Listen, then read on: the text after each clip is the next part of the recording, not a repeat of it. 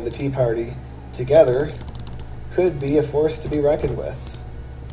Because think about that. An organization that takes together both liberal and conservative thought and that is united in opposition to what is going on.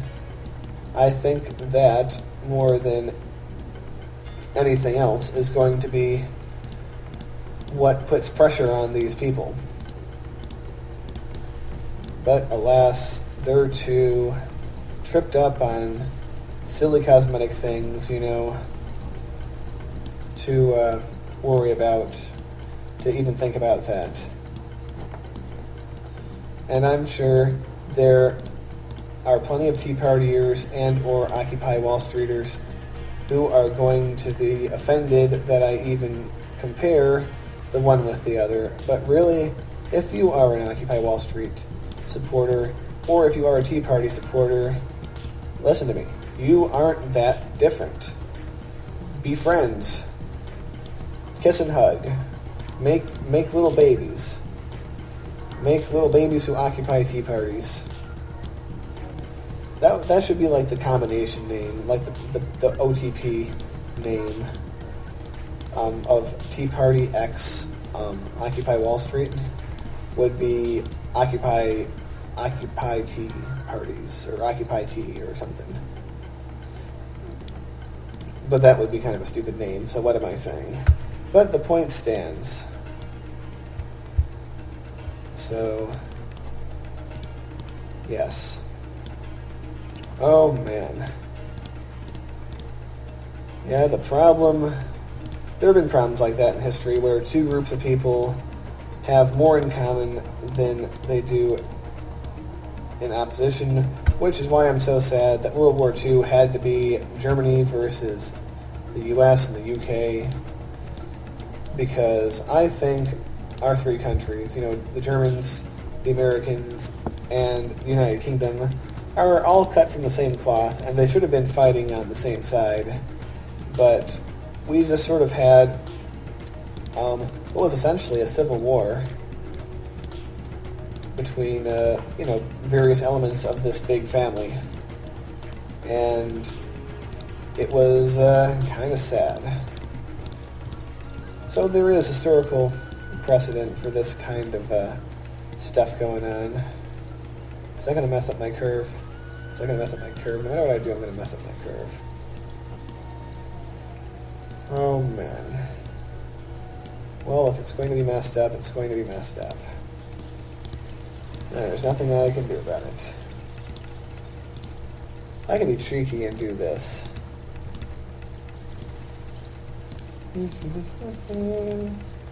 Because that is fun. And fun is also a band.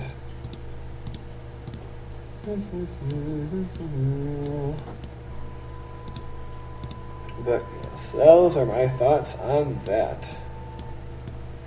But back to city planning and city ideas. A lot of people have suggested me things that sound more like, challenge concepts.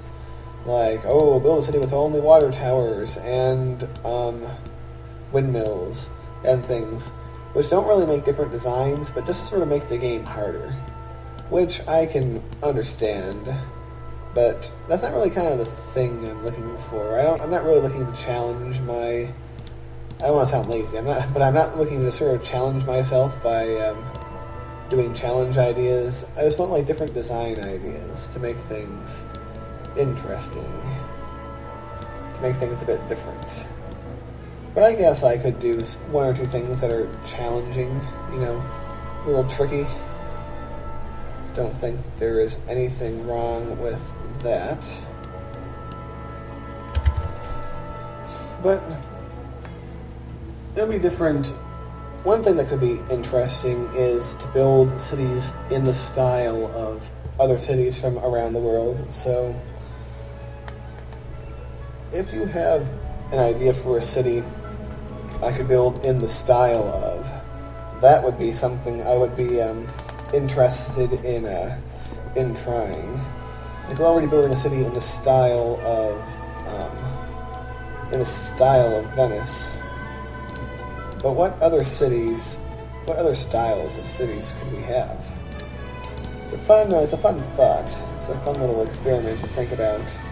So, please, ladies and gentlemen, if you can think of any types or any, let's say, host cities that we can base ourselves off of, I would be willing to try it. And the more interesting, the better. Like, don't say something like Columbus, Ohio, or something bland, boring like that. No offense to anyone from Ohio or anything, but just like, I don't want a city that's sort of run-of-the-mill. I want cities that have something unique about them, either in their physical geography or their political geography or something like that, There's something that makes it interesting and different. That might be a fun little thing to do.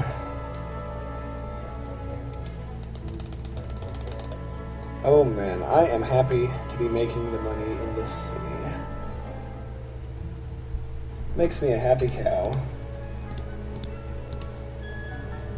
And we need to put water down here.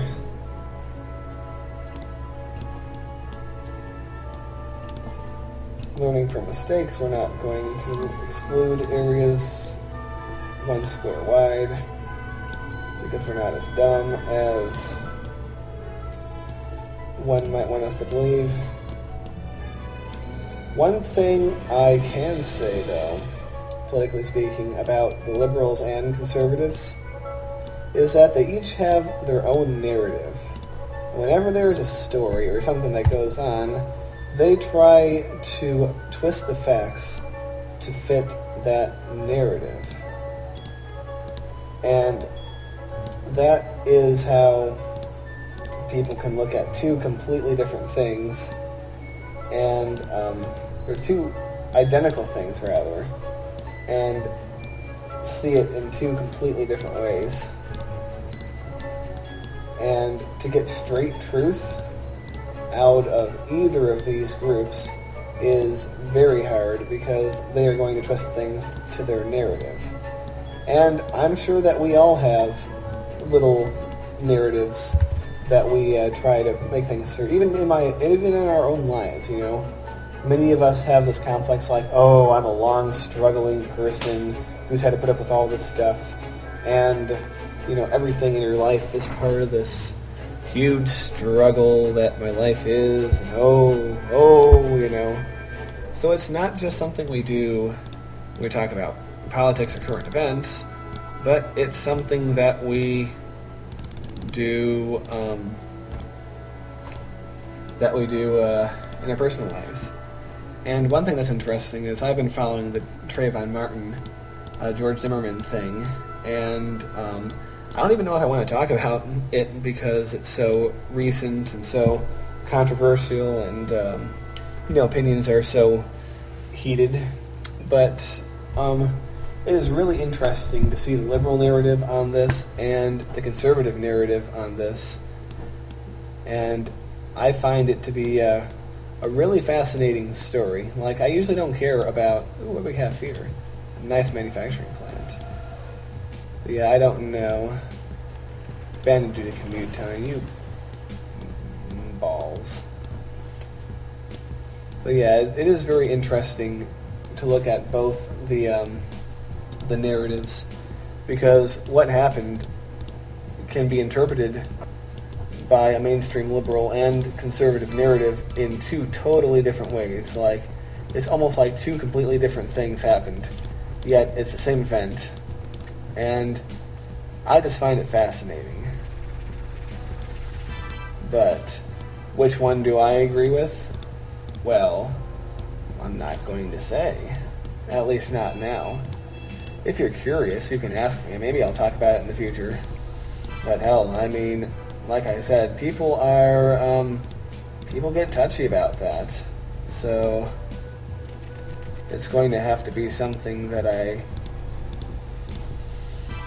I mean, if I talk about it, it's going to have to be something that I really want to say right, I don't want to screw around and be like, derp.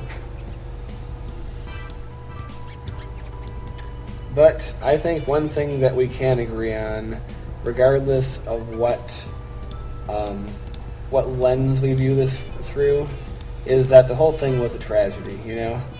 It was almost like just one mistake piled on another mistake is what led to this, you know? So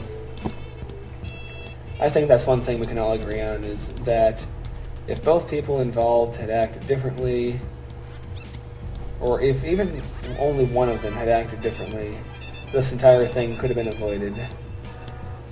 But, well, things happen, you know? People get killed, and people, lose their lives or liberty. It's just something that, unfortunately, will always happen. I mean, you can decrease the likelihood of it happening, but you can't make it not happen. I guess that's my ineloquent little thing about that. I'm kind of thinking I should have one road that cuts through the middle here, just to have some cookies and cream ice cream. Man, I could go for that right now. Who else could? Oh man, thanks for mentioning that. You got me hungry, man.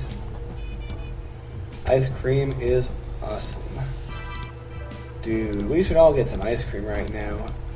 I strongly encourage this. Can we build beaches here? Please tell me we can build at least one beach.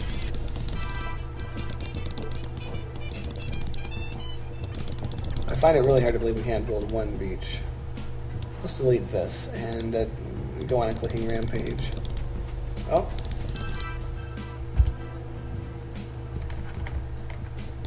We got one.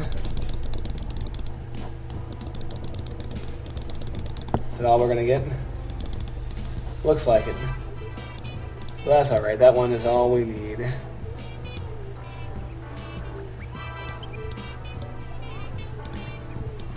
Oh man.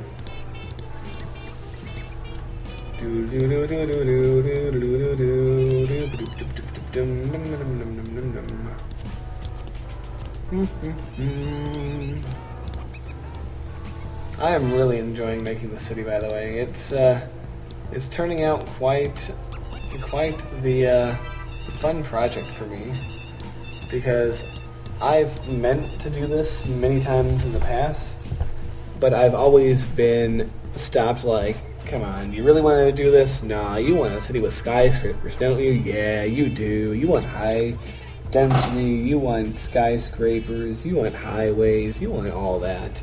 And so I end up giving in and just making high density. But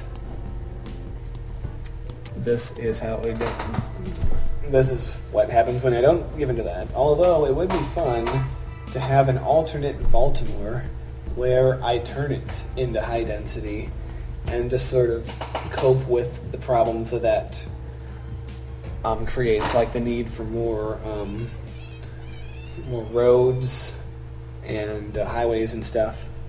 But that is not something we are going to do in Valtimore, or at least Valtimore Prime, as we could call it. Sounds like a transformer. I am Valtimore Prime. That's Valtimore Prime's voice if he was a transformer. Yeah, I'm cool. Okay.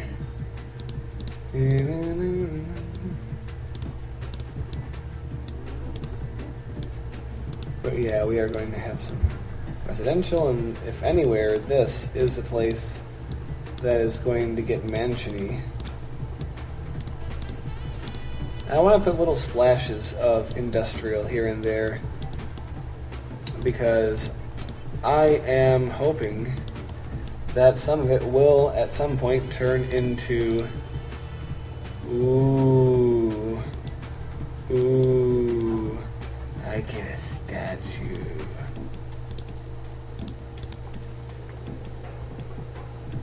I'm going to put it on that corner.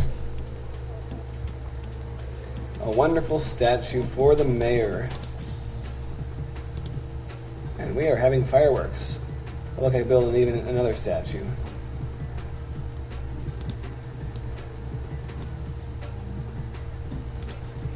Yes, we're getting quite an impressive, quote, downtown. As much as you can call this a downtown, but in our low-density city, this is what is considered a downtown. Because things are a little bit more packed in here. But yeah, I really like how this is turning out so far. It's becoming quite the fun project. And I just said those exact words more or less, but I don't care, because if it's worth saying once, it's worth saying again.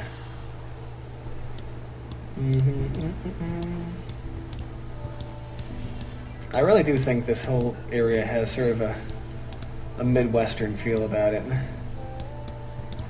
which is kind of neat, because I didn't really come into it with a concept of exactly what feel I wanted for the wonderful city of Valtimore, but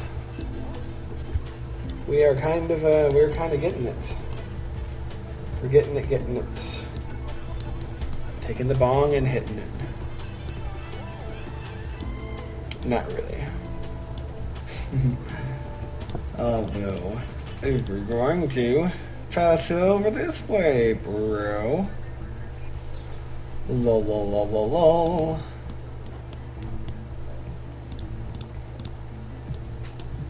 So this is where our wonderful little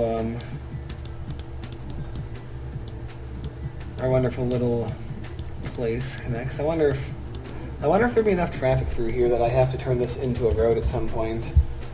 My hunch is probably not, but you never know. Could be possible.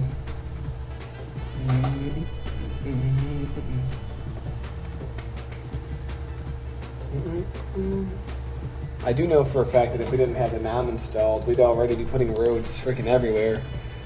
But you look at traffic, we see the greens everywhere. And we have some volume. But when we look at it, 322 cars. Because it's still not that much. We'd have to have 3,000, or we'd have to have 3,000 before problems started happening. And we are barely at a tenth of that on our biggest roads. So I think the hypothesis of we can do the city with nothing but roads and streets has been confirmed. Somebody call the Mythbusters. Stamped a confirmed logo on things. Alright.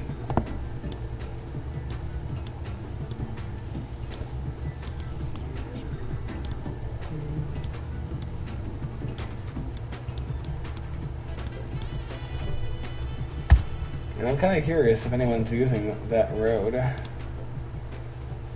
No one's going over here yet. Then again, do they need to? Well, we have just about filled in one corner of our delicious city. So I think that's a good place to call it a session. So I want to thank you for watching, and the next time that I do a session, we are going to start on one of these other quarters. So I will see you all then. So long, everybody.